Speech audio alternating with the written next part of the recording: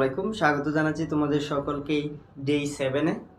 তো সর্বপ্রথম আমরা জানি যে ইংলিশে কথা বলতে হলে আমাদের অনেক ওয়ার্ডের ব্যবহার করতে হয়। তো ইংলিশে কথা বলার ক্ষেত্রে সেই ওয়ার্ডগুলোর আগে সঠিক আমাদের উচ্চারণগুলো আগে জেনে নিতে হবে। তো আজকে আমরা এই ওয়ার্ডগুলোর 3টি উচ্চারণের নিয়ম নিয়ে আলোচনা করব। তো প্রথম যেটি হলো, যদি কোনো ওয়ার্ডে আমরা প্রথমে আই থাকে, থাকে আই, এরপরে সি মানে কনসোনেন্ট, তারপরে যদি ই থাকে, মেন কথা আই আর ই, আই আর ই, এই দুটি লেটারের মাঝখানে যদি থাকে কোনো কনসোনেন্ট থাকে, তাহলে উচ্চারণটা কি হবে বলতো? আই হবে। কি হবে? আই হবে। যেমন দেখো এখানে, এই যে দেখো সাইজ বানানে দেখো, এই যে কি আছে এখানে আই আছে, এরপরে দেখো জেডটা কি বলতো? কনসোনেন্ট, তারপরে ই আছে, তাহলে দেখো এটা কি হবে? আই উচ্চারণ। যেমন দেখো সাইজ, তেমনি ভাবে দেখো ওয়াইস, কি ওয়াইস, সচরাচর আমরা উচ্চারণ করি কি উইস, হবে না, এটার উচ্চারণ হবে কি বলতো? ওয়াইস। এরপরে দেখো রাইস, এরপরে দেখো মাইস, এরপরে দেখো নাইস। আশা করি এই নিয়মটা বুঝতে পেরেছো।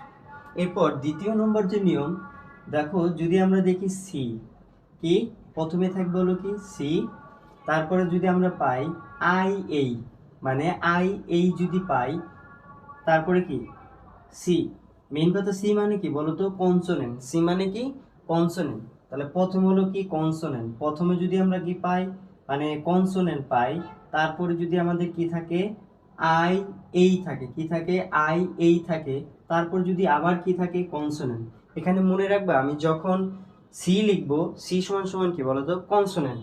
তাহলে প্রথমে যদি কনসোনেন্ট, তারপর যদি কি থাকে আই এ থাকে, তারপরে যদি কনসোনেন্ট থাকে, তাহলে সেটার উচ্চারণ হবে কি আইয়া। কি হবে? আইয়া।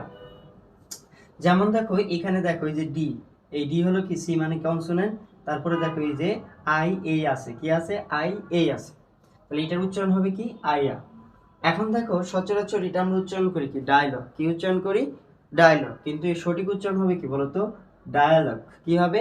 ডায়ালগ। কি হবে? ডায়ালগ। এরপরে দেখো আছে কি, দেখো এটা উচ্চারণ করি কি আমরা লায়ার উচ্চারণ করি, কি লায়ার, এটা উচ্চারণ হবে কি বলতো? লায়া। আমরা জানি যে আর যদি শেষে থাকে তাহলে সেটা কি উচ্চারণ হয় না। এরপরে দেখো পরেরটা দেখো, যদি আমরা বলি লাইয়াবিলিটি, বুঝতে পেরেছো? এরপরে দেখো এই যে ডি হলো কনসোনেন্ট, তারপরে কি আই এ আছে, তাহলে হবে কি বলতো? সচরাচর আমরা উচ্চারণ করি কি ডায়মন্ড, কিন্তু এটা উচ্চারণ হবে কি ডায়মন্ড। কি হবে? ডায়মন্ড। আশা করি বুঝতে পেরেছো। এরপরে দেখো 3 নম্বর নিয়মটা, প্রথমে যদি কি থাকে আই থাকে, প্রথমে যদি কি থাকে আই, তারপরে যদি আ মানে আর, তারপরে সি মানে কি কনসোনেন্ট যদি থাকে, তাহলে এই যে আই যে আছে, এই আইটা আই উচ্চারণ না হয়ে এখানে উচ্চারণ হবে কি বলতো? আ উচ্চারণ হবে। তাহলে দেখো এখানে আই আছে ঠিক, কিন্তু আই উচ্চারণ হবে না, সেখানে কি উচ্চারণ হবে?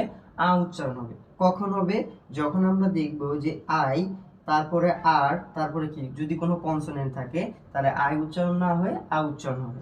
যেমন দেখো এই যে প্রথমে কি, এই যে দেখো ফার্স্ট বানানে দেখো প্রথমে কি আই আছে, তারপরে দেখো আর আছে, এই যে আর, তারপরে এসটা হলো কি কনসোনেন্ট, তাহলে এখানে আই উচ্চারণ না হয়ে আ উচ্চারণ হয়, তাহলে হবে কি ফার্স্ট।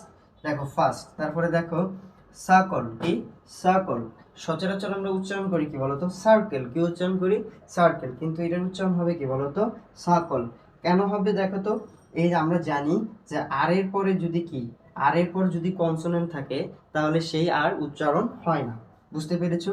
এরপরে দেখো বার্থ, কি বার্থ, এরপরে দেখো বার্ড। আশা করি তোমরা এই 3টি নিয়ম বুঝতে পেরেছো।